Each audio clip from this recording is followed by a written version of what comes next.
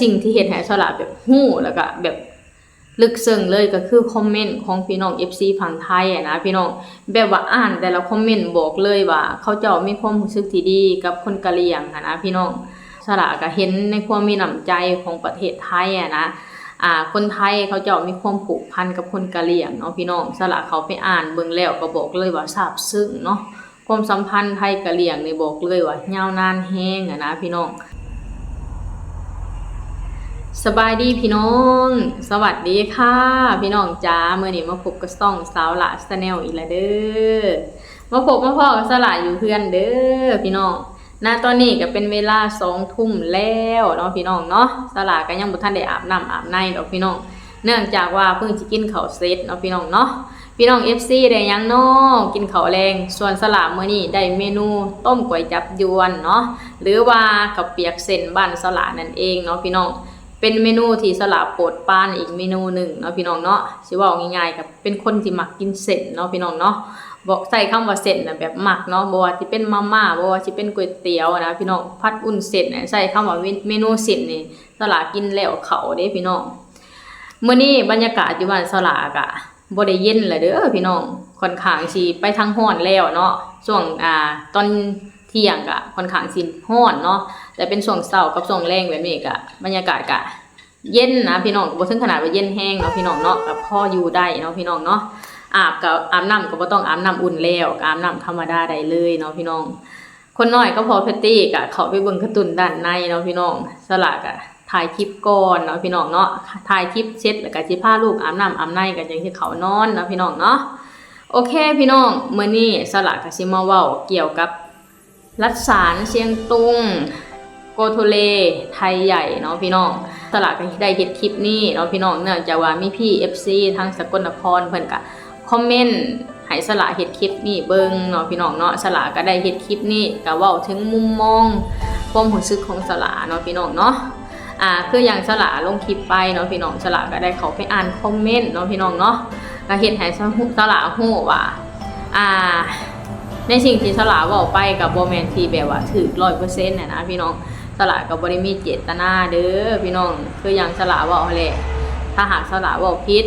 หรือว่าพลาดประการใดสละก็ต้องขอโทษขออภัยมาณที่นี่เด้อสละก็บ่ได้มีเจตนาที่ไปปั่นหรือว่าสร้างความแตกแยกเนาะพี่น้องเนาะในสิ่งที่สละเว้าไปว่ารัฐโกโทเลหรือว่าไทยใหญ่เชียงตุงรัฐฉานอยากเข้ามาร่วมเป็นอีกหนึ่งจังหวัดของประเทศไทยนะพี่น้องทางพี่น้อง FC เพิ่นก็มาคอมเมนต์ว่าบ่ได้เป็นหนึ่งจังหวัดของประเทศไทยเด้อก็คือแบบอยู่ในด้านเศรษฐกิจเนาะพี่น้องเนาะก็คือทางโกโทเลกับประกาศใช้เงินบาทเป็นสกุลหลักก็คือแบบเป็นเศรษฐกิจพิเศษอีกแห่งหนึ่งของประเทศไทยก็ว่าได้เนาะเพราะว่าค้าขายร่วมกันพัฒนาเศรษฐกิจร่วมกันนะพี่น้องสละเขาไปอ่านแล้วสละก็เข้าใจเนาะพี่น้องเนาะทางพี่น้อง FC ก็อธิบายให้สละฟังเนาะพี่น้องเนาะหนึ่งในนั้นนะพี่น้องในสิ่งที่สละเขาไปอ่านแล้วสละพบเจอเนาะพี่น้องแต่ละคอมเมนต์นะพี่น้องใช้คำว่าแค้นหลับเศร้ากะเหรี่ยงเนาะพี่น้องเนาะสละก็เห็นในความมีน้ำใจของประเทศไทยนะคนไทยเขาเจ้ามีความผูกพันกับคนกะเหรี่ยงเนาะพี่น้องสละเขาไปอ่านเบิ่งแล้วก็บอกเลยว่าซาบซึ้งเนาะความสัมพันธ์ไทยกะเหรี่ยงนี่บอกเลยว่ายาวนานแฮงนะพี่น้องจากแต่ก่อนสละก็บ่ค่อยได้ฮู้เรื่องแบบนี้เด้พี่น้องหลังจากที่มาเฮ็ดคลิปนี้นะพี่น้องสละก็พยายามแบบศึกษานะพี่น้องพยายามศึกษาข้อมูลแล้วก็เข้าไปเบิ่งเนาะอะไรสิ่งที่เฮ็ดให้สละแบบฮู้แล้วก็แบบลึกซึ้งเลยก็คือคอมเมนต์ของพี่น้อง FC ฝั่งไทยนะพี่น้องแบบว่าอ่านแต่ละคอมเมนต์บอกเลยว่าเขาเจ้ามีความรู้สึกที่ดีกับคนกะเหรี่ยงนะพี่น้องโอเคพี่น้องสละก็สิอ่านคอมเมนต์บางส่วนให้พี่น้องฟังเนาะแบบว่าบางคนก็แบบพิมพ์ยาวเลยนะพี่น้องสละกับเขาไปอ่านเนาะพี่น้องเนาะกับพ่อฮู้ลึกซึ้งในสิ่งที่พี่น้องไทยสื่อออกมาในสิ่งที่คนไทยคิดกับคนกะเหรี่ยงนะพี่น้องคือว่าอะไรพี่น้องแบบความสัมพันธ์นี่ค่ะมันบ่ได้เกิดระยะสั้นๆแน่นอนนะพี่น้องบอกเลยว่าเกิดในระยะที่ยาวแฮงเนาะพี่น้องเนาะมาพี่น้องเดี๋ยวสละสิอ่านคอมเมนต์ให้พี่น้องฟังบางส่วนเนาะ สลากอ่านในคอมเมนต์ก็บอกเลยว่าซาบซึ้งเนาะพี่น้องเนาะแบบหู้ซึ่งในสิ่งที่ความสัมพันธ์ระหว่างไทยกับกะเหรี่ยงนะพี่น้องเขาจะมีความสัมพันธ์กันแบบยาวนานนะแบบมีมิตรไมตรีที่ดีต่อกันนะพี่น้องเขาให้เกียรติเราเคารพเขาเช่นกันขอให้เป็นมิตรแท้ที่จริงใจพึ่งพากันไปสบายใจทั้งสองฝ่ายขอบคุณในความรู้คุณที่บัณฑิตไทยเคยช่วยเหลือพวกท่านอีกคอมเมนต์หนึ่งเนาะหากท่านรักประเทศไทยคนไทยก็รักท่านเช่นกันอีกคอมเมนต์หนึ่งเกิดเป็นมนุษย์รู้จักบุญคุณคนที่เคยช่วยเหลือรับรองว่าไม่ตกต่ำรู้จักกตัญญูไม่เคยลืมพ่อหลวงไทยที่เคยช่วยเหลืออีกไม่นานรัฐโกโทเลจะเจริญกว่ากัมพูชาประชาชนจะอยู่ดีกินดีเศรษฐกิจการศึกษาอุตสาหกรรมและการรักษาสาธารณสุขและการท่องเที่ยวไทยเราควรสนับสนุนชาวโกโทเล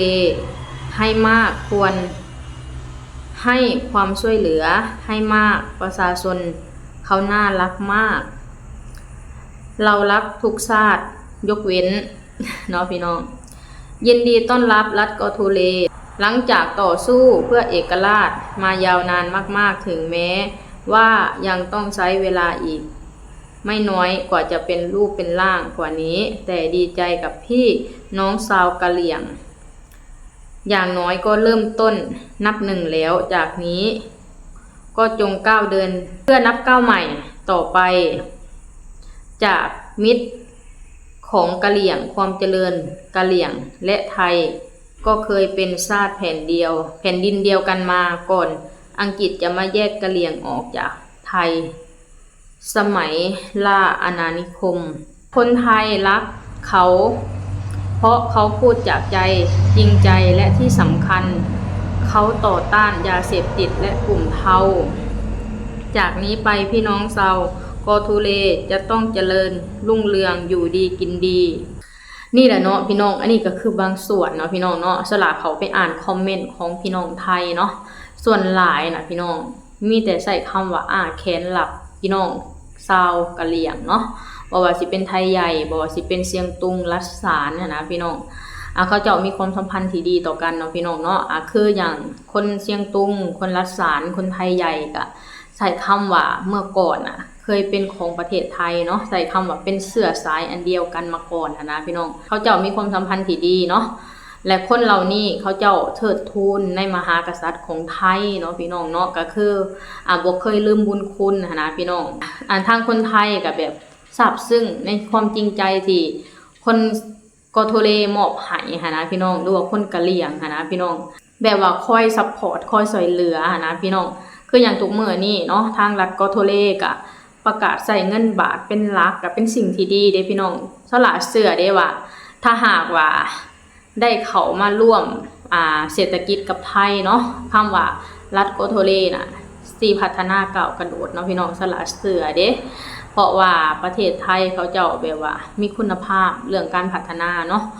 กระเบิงในประเทศเขาเจ้าบ่ว่าสิซอกใดแจ้ใดมีแต่คำว่าพัฒนานะพี่น้องถนนหนทางป้าตัวบอกเลยแม้กระทั่งทางไปหน้ายังเทคอนกรีตเนาะพี่น้องเนาะนี่แหละพี่น้องอันนี้ก็คือความสัมพันธ์ดีๆระหว่างไทยกับกะเหรี่ยงนะพี่น้องถ้าหากว่ากะเหรี่ยงอยากเข้ามาร่วมกับไทยทางพี่น้องไทยก็ใช้คำว่าแขนหลับเนาะใช้คำว่าถ้าหากว่าดีมาเฮาก็ดีตอบนะพี่น้องกับความสัมพันธ์ที่ยาวนานระหว่างไทยกับกะเหรี่ยงก็ใช้คำว่ามีแต่มิตรภาพที่ดีนะพี่น้องนี่แหละพี่น้องสละกันในฐานะคนลาวเนาะสละก็ดีใจนำเนาะพี่น้องเนาะอยากเห็นทุกคนในโลกใบนี้หักกันนะพี่น้องเฮาหักกันดีกว่านะพี่น้องมีแต่แบบไม่ตีที่ดีต่อกัน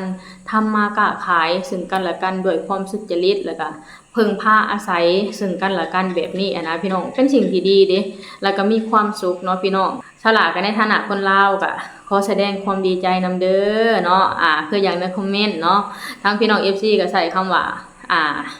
คนลาวก็เป็นหนึ่งในนั้นที่แบบว่าคนไทยหักแล้วก็พร้อมที่ซัพพอร์ตเนาะสละกับเสื้อเด้พี่น้องพอที่ผ่านมาคนไทยก็ซัพพอร์ตคนลาวมาโดยตลอดเนาะคืออย่างเช่นเขาไปเฮ็ดงานอยู่ไทยก็ คนไทยก็ให้โอกาสคนลาวมาเป็นอันดับแรกเนาะพี่น้องใส่คำว่าบ้านพี่เมืองน้องใส่คำว่า